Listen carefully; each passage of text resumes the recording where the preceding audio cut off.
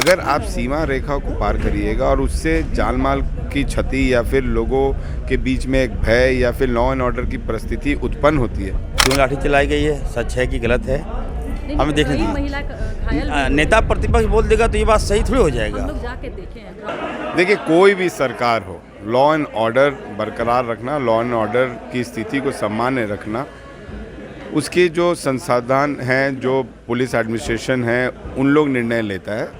सरकार किसी पे लाठी चढ़ाने का निर्देश नहीं देती है।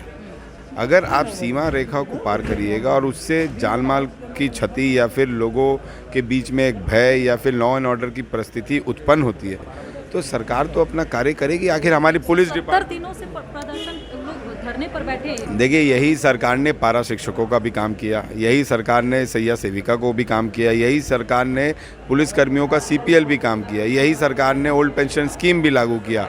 ये तमाम लोग भी धरने पे बैठे हुए थे, लेकिन सरकार ने इसके लिए किया। सरकार से वार्ता करके और सरकार से आपसी कोऑर्डिनेशन बना के अगर चीज़ें करें तो निश्चित तौर पर मैं समझता हूं कि वो चीज़ों को पूरा करने के लिए सरकार भी संकल्पित होगी।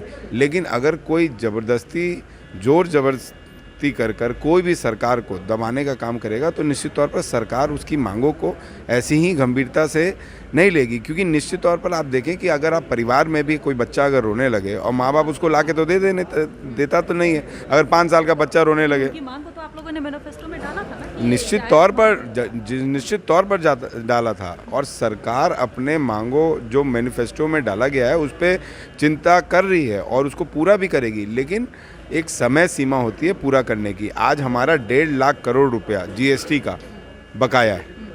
वो पैसा अगर हमें मिल जाता तो वो मांगों को हम अभी पूरा कर देते। लेकिन सरकार आने वाले समय में जब वो पैसा मिलेगा, फाइनेंशियल कंडीशन राज्य का क्या होगा, राज्य की स्थिति क्या होगी, उस कंडीशन को भी देखते हुए सरकार अपने कामों को पूरा करने का काम करेगी। देखिए, मेरी जानकारी में नहीं है और हम लोग को तो अंदर जानकारी नहीं है। आपके माध्यम से बातें आई है, हम पता कर लेते हैं क्या कारण है, क्यों लाठी चलाई गई है, सच है कि गलत है, हमें देखने दीजिए। नेता प्रतिपक्ष बोल देगा तो ये बात सही थोड़ी हो जाएगा। हम लोग जाके देखें। हाँ, तो हम लोग देख लेते हैं इसको। चलिए, हम भी देखते हैं। अगर निश्चित तौर पर गलत हुआ है तो फिर हम लोग देखेंगे। हम लोग हैं, सरकार ने लाठी चलवाई है, कह रहे हैं कि सरकार के सारे सरकार क्यों लाठी चलाई? अगर आखिर देखिए, अगर लाठी चला है तो कुछ कारण हुआ होगा। क्या है कारण, जानने तो दीजिए। किसी गलती है, क्या गलती है? हमारी सरकार तो रघुदास की सरकार नहीं है, हम लोग तो सम्मान देते हैं। फिर देख लेते हैं हम लोग क्या। 5 साल का माफ करिएगा, 5 दिन का सत्र कितना सफल रहा, कितने जनमुद्दे नेता प्रतिपक्ष देखिए, इस बार सदन में कई महत्वपूर्ण बिल पास हुए और अच्छा लगा। हमारे अमर बावरी जी को मिला है नेता प्रतिपक्ष का सम्मान।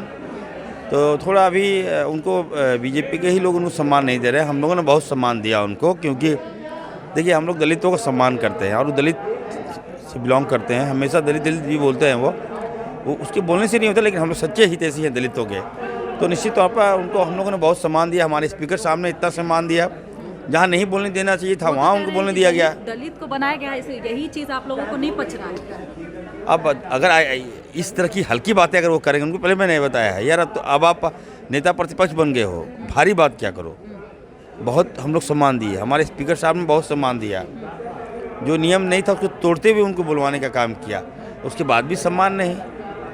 ऐसा मत बोलिए, आपको सम्मान दे रहे हैं क्योंकि आप एक दलित हैं।